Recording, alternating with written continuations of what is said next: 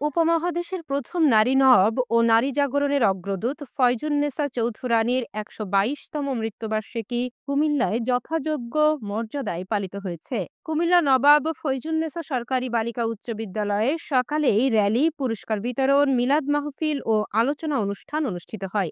অনুষ্ঠানে প্রধান অতিথি ছিলেন কুমিল্লা জেলা প্রশাসক মোহাম্মদ আমিরুল কায়সার। সভাপতিত্ব করেন বিদ্যালয়ের প্রধান শিক্ষক রাশেদা আক্তার। অত্যন্ত প্রিয় একজন মহিষী নারী, যার নামে তোমাদের স্কুল নবাব ফয়জুন্নেসা চৌধুরানী নারী রাজা ফয়জুন্নেসা স্কুলের শিক্ষার্থী। তোমরা গর্বিত যে নবাব ফয়জুন্নেসার নামে যে স্কুলটি এবং তার কর্তৃক প্রতিষ্ঠিত সেই স্কুলে তোমরা পড়ার সুযোগ পেয়েছো। প্রধান শিক্ষক ম্যাডাম বললেন যে আমরা নবাব ফয়জুন্নেসাকে যথাযথ সম্মান দিতে পারিনি। কুমিল্লাবাসী যদি নবাব ফয়জুন্নেসাকে সম্মান দিতে না পারে, সারা দেশবাসী কিভাবে দিবে, বিশ্ববাসী কিভাবে দিবে?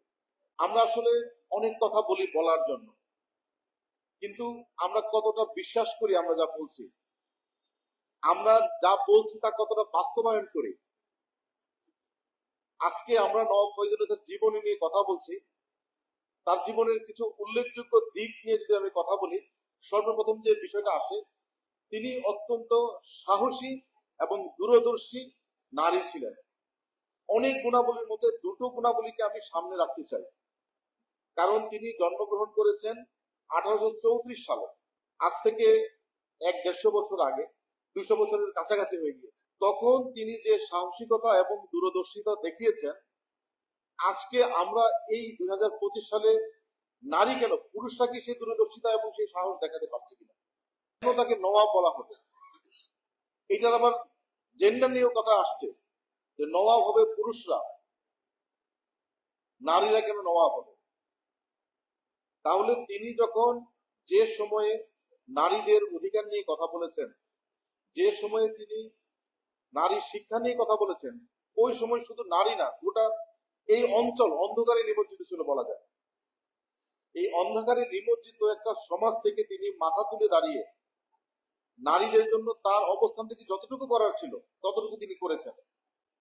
আজকে তিনি আমরা ততটুকু করতে পারছি না, তিনি 200 বছর আগে যা করেছেন। আজকের এই দিনে এই ফোরামে বসে অন্য কথা বলার তো সুযোগ নাই। তোমরা ফয়জুন্নেসা স্কুলের শিক্ষার্থী, আমি বুঝতে পারছি তোমাদের আবেগ অনুভূতি, আজকে সবাই আপ্লুত। আমার মনে হয় একটা অনুষ্ঠান তখনই সার্থক হয় যখন অডিয়েন্স আর স্পিকার তাদের মধ্যে একটা বন্ধন স্থাপিত হয়। মুখ্য আলোচক ছিলেন অবসরপ্রাপ্ত অতিরিক্ত সচিব ডক্টর রওশন আরা বেগম। শিক্ষক, অভিভাবক, শিক্ষার্থী সহ সুশীল সমাজের প্রতিনিধি এতে উপস্থিত ছিলেন। নওয়াব ফয়জুন্নেসা 1834 সালে কুমিল্লার লক্ষণপুরে জন্মগ্রহণ করেন। তিনি সমাজের রক্ষণশীলতা সত্ত্বেও মুসলিম নারীদের শিক্ষায় ও মর্যাদায় অগ্রণী ভূমিকা পালন করেছেন। তার কাজ ও আদর্শ আজও প্রেরণার উৎস। দেখলে মাফ করে দেন।